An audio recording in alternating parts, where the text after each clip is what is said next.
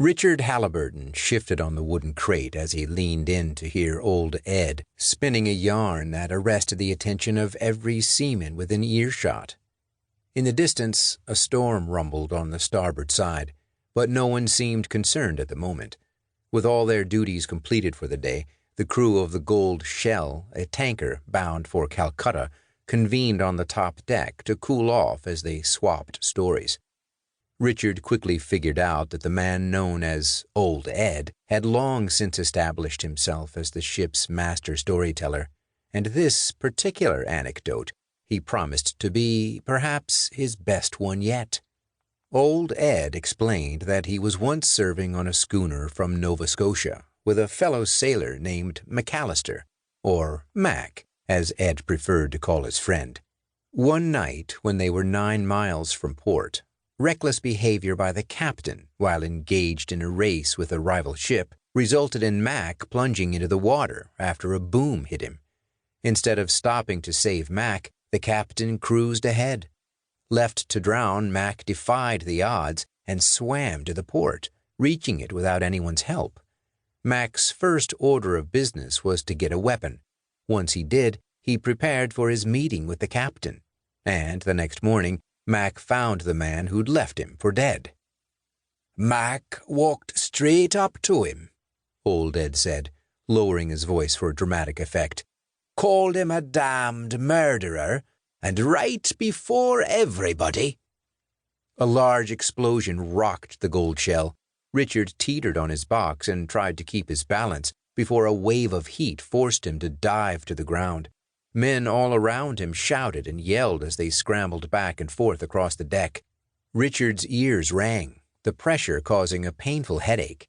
He staggered to his feet and composed himself so he could help squelch the raging fire that had engulfed the back portion of the tanker. A sailor clanged the fire alarm, which didn't even faze Richard.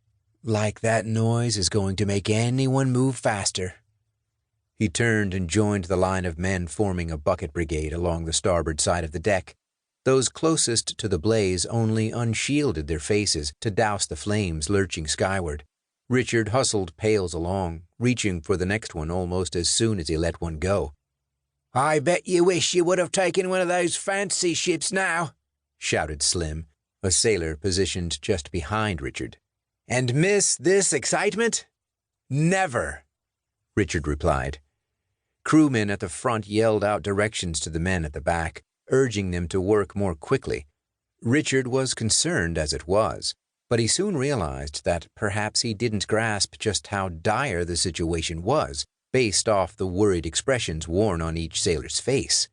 He increased his pace to help accommodate the urgent cries near the front, and said a quick prayer underneath his breath. Richard grabbed a bucket and was in the middle of passing it when he found himself sliding backward across the deck. He crashed hard several meters away before scrambling back to his feet. When he figured out what had happened, he saw a man with a knife engaged in a fight with Slim. Richard didn't recognize the man at first, but Old Ed had mentioned how large the crew was, and it would be damn near impossible to learn the names of everyone aboard. However, Richard raced over to help out his friend. Wielding his dagger, Richard sprinted straight toward the assailant and slashed at him, drawing blood on his bicep. The man screamed out in pain before uttering a few words in a foreign language. Richard recognized it right away, a German Reichswehr assassin. While the German was distracted with pain, Slim delivered a few blows to the man's head before he collected his wits and re-engaged. As he studied the combat, Richard chose his moment to make another run at the German. "I've got this," Slim said as he glanced at Richard. Richard ignored the comment and raced toward the two men. This time he took a flying leap, aiming for a decisive tackle. He lowered his shoulder and buried it in the German's side, just above his waist. Both of them tumbled to the ground and skidded along the deck away from the fire. As they clambered to their feet, the assassin swiped at Richard's chest. He avoided any contact, but lost his balance and fell backward in the process. The German wasted no time in pouncing his target. Just as the Reichswehr soldier was about to finish his assignment, Slim smacked the man in the head with a bucket.